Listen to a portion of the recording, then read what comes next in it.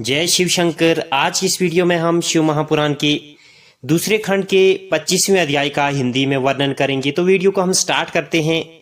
शिवगनु ने कहा, इस दक्ष की मूर्खता को देखो कि इसने सती को भस्म होने से रोका तक नहीं। शिव जी के इस शत्रु को संसार में अत्यंत निंदा प्राप्त होगी और ये अभिमानी मूर्ख करोड़ों नरकों के दुख भोगेगा। इतना कहकर वे सब दक्ष को जान से मार देने तथा यज्ञ को भ्रष्ट करने की नीति अपने स्थान खड़े हो गए। उस समय अनेक हृदय की इच्छा को जानकर भृगु ऋषि ने यज्ञ की रक्षा के नियमित यज्ञ कुंड में एक पवित्र आहुति डाली।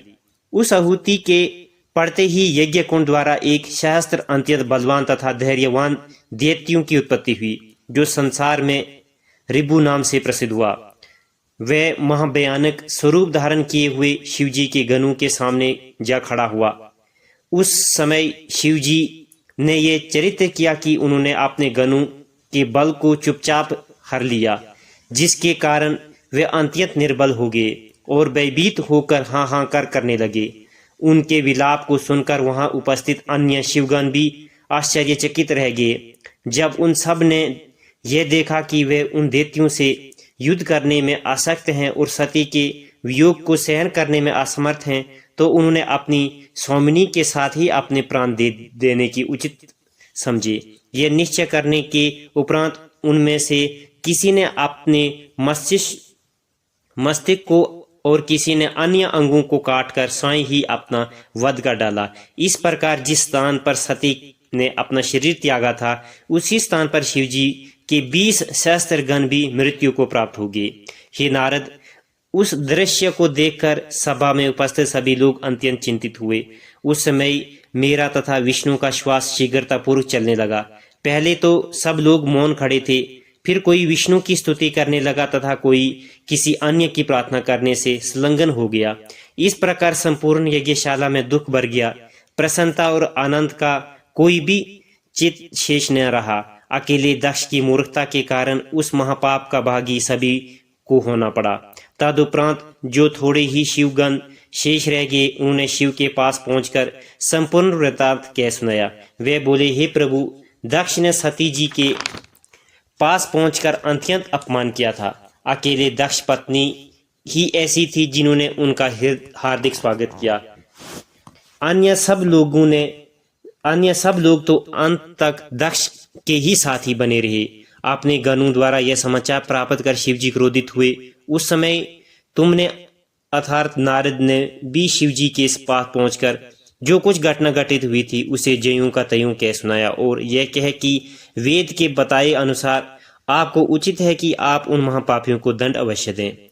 यदि आप दक्ष को दंड नहीं देंगे तो वेद की आज्ञा और धर्म का मार्ग मिथ्या हो जाएगा। देवताओं को दंड न देना भी नीति के विरुद्ध कार्य है। इसके अतिरिक्त एक बात यह भी है कि यदि आप दक्ष को दंड नहीं देंगे तो दधीचि ऋषि का वचन भी मिथ्या हो जाएगा। खेद की बात तो यह है कि ब्रह्मा और विष्णु ने भी दधीचि ऋषि के शब्दों पर कोई ध्यान नहीं दिया और दक्ष के ऐसे निंदनीय कर्म करा दिया।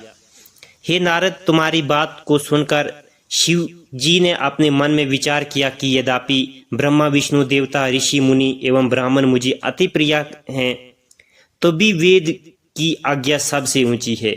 यह निश्चय कर भगवान शिव शंकर ने अपने गनु को अभेदान दे दिव्य दृष्टि द्वारा यज्ञ के संपूर्ण वृत्तांत की जानकारी प्राप्त की। तदुपरांत वे ऐसे क्रोधित हुए कि मानो प्रलय ही कर देने चाहते हों। वे अपने दोनों होंठों को दांतों से काटने लगे। तदुपरांत उन्होंने अपने मस्तिष्क को एक जटा का केश उखाड़कर पर्वत पर पटक दिया। उस बाल के गिरने से ऐसा भयानक शब्द उत्पन्न हुआ जिसे सुनकर तीनों लोग कांपने लगे। ये जटा का केश टूटकर 2 बराबर के टुकड़ों में अलग अलग बट गया। तब उसकी जड़ की और टगड़े से वीरभद्र की उत्पत्ति हुई। उस वीरभद्र का शरीर अत्यंत कृष्णवर्ण का था। उसके बाल काली घटा के समान घने तथा शांत थे। वे प्रज्वलित अग्नि के समान देदीप्यमान लग रहे थे। वे इतने ऊंचे थे मानो अनायास ही आकाश को छू लेना चाहते हो। वे महाभयानक शस्त्रों को लिए हुए थे उनके हृदय में युद्ध करने की बड़ी प्रबल आकांक्षा थी। उनकी भौहें चढ़े हुए धनुष की भांति बहुत टेढ़ी थी। वे भयानक शब्द करते हुए सिंह के समान गरजते रहे थे। उनके 3 मस्तिष्क और 1 शस्त्र भुजाएं थी। वे शिवजी के प्रणाम करते हुए अपने स्थान पर निश्चित भाव से खड़े हो गए। उसी समय शिवजी की रोम कोपों द्वारा अन्य शस्त्रगणों की उत्पत्ति हुई, जो शरीर बल तथा स्वरूप की वीरभद्र के समान ही प्राप्त होते थे। शिवजी की आज्ञा अनुसार कैलाश पर्वत पर खड़े हुए वे परम भयानक शब्दों के उच्चारण अपने मुख से कर रहे थे। अस्तु जटा के एक टुकड़े से तो इन सेना की उत्पत्ति हुई और दूसरे टुकड़े से श्री महाकाली प्रकट हुई। उन महाकाली के साथ करोड़ों भूत प्रेत आदि भी उत्पन्न हुए। वे अनेक प्रकार के नाचने कूदते तथा लीलाएं करने लगे। उस परम क्रोधमय अवस्था में भगवान शिव ने नासिका द्वारा जो श्वास निकाले, उनसे 100 प्रकार तथा 13 प्रकार की सन्निपातों की उत्पत्ति हुई, जो संसार में अनेक प्रकार के उपद्रव मचाते रहते हैं। इस प्रकार पलक मारते मारते शिव गणों की महाभयानक सेना उपस्थित हो गई। ऐसी प्रतीत होता था कि वे उसी समय संपूर्ण सृष्टि को नष्ट कर डालेंगे। हे नारद, इसके पश्चात वीरभद्र ने अपने हाथ जोड़कर शिवजी को प्रणाम करते हुए कहा, हे प्रभु, आप जो उचित समझे वे आज्ञा हमें दीजिए। यदि किसी ने अपने आप का अपमान किया हो तो वह साक्षात काल ही क्यों न हो, उसे भी नष्ट कर डालोगे। यह सुनकर शिवजी ने कहा, हे वीरभद्र, दक्ष प्रजापति ने हाहाकार से भरकर कनखल से एक यज्ञ रचाया है। उसने शत्रुता करके हमें यज्ञ का निमंत्रण नहीं दिया। जब सती लोक रीति के अनुसार उनके घर पहुंची तो उसने उन्हें भी कुछ नहीं समझा और बहुत ही व्यंग्य वचन कहे। दक्ष के अतिरिक्त अन्य लोगों ने भी, जिसमें दक्ष पत्नी सम्मिलित नहीं है, सती का कोई आदर नहीं किया। हमारे ऐसे अपमान को देखकर सती उस कुंड में जलकर भस्म हो गई, परंतु किसी ने उन्हें रोका तक नहीं।